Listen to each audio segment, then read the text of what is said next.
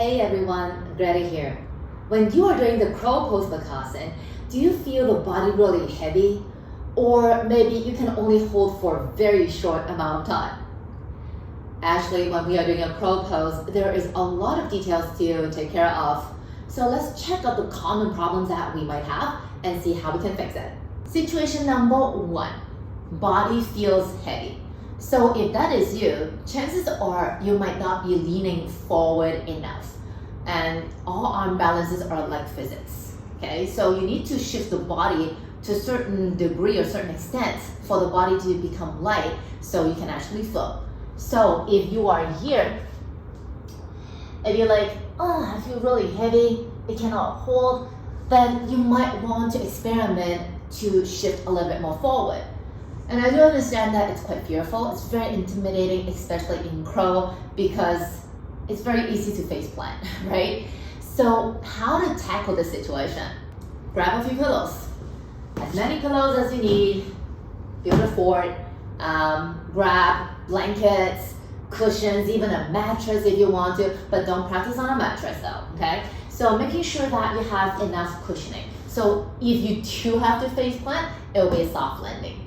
And trust me, it really, really helps. So once you have set up this, when you lean, the mind, the brain is actually thinking, hey, it's safer that way.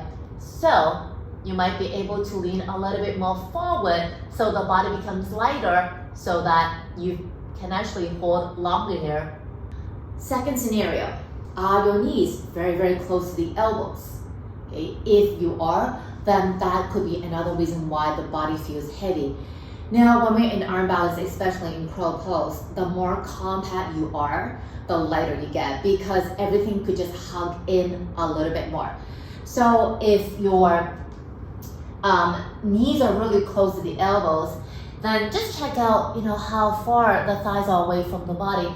And you cannot really bend the elbows as much. So when you're here, it's actually very, very difficult to hold. So what you want to do is just to work more on the hip mobility and also the hip flexors. So maybe do more squat, do more child pose, okay? Or maybe even Baddha Konasana, the butterfly, just to allow the hips to open and really, really work on the hip flexors here. Make sure they are also, listening, cooperating. And then once you feel comfortable, then bring the knees as close to the armpits as you can.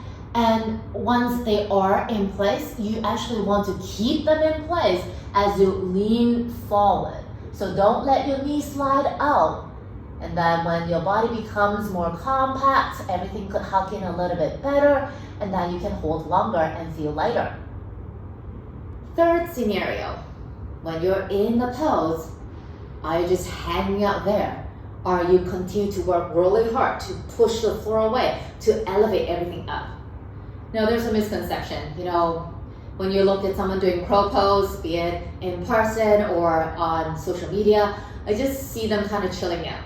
But actually, arm balance work, you need to start working really hard as soon as you are in that particular shape. So once you are in crow, you don't just stop working, you don't chill. Because once you start to kind of relax in the shape, then gravity will take over, it's just gonna pull you down. So once you enter the crow pose, everything needs to work even harder. Arms need to push, elbows need to hug in. You want to really make the upper back puffy, engage your lower abdomen, and also bring the heels close to the butt just to feel that lightness, keep that elevation element in it so you don't let gravity win. So when you are in crow, once you're like, okay, I'm there, then push more. Arms are pushing the floor away, making the body lighter, reaching high up to the sky as the elbows hug in. Upper back becomes really broad and puffy and heels to the butt. Breathing here, don't forget that, that's very important. And then once the body is fully engaged, you actually would feel lighter. So it takes a lot of effort in arm balance to feel light. So those are the common situations that we would encounter when we're doing a crow pose, causing us to feel really heavy, causing us to not be able to hold longer than we want to. So see what you do.